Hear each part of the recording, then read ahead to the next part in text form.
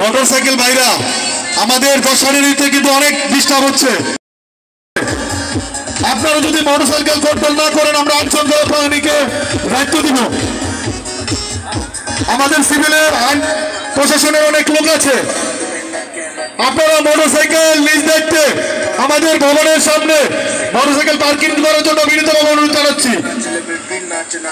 ইতিমধ্যে আমাদের আজকের শিল্পীবৃন্দ আমাদের মাঝে উপস্থিত হয়েছেন। গায়ক রবিউল শুভ এবং মহুয়া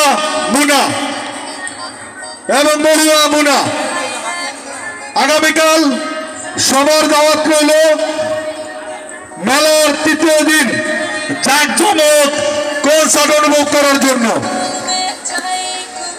সম্মানিত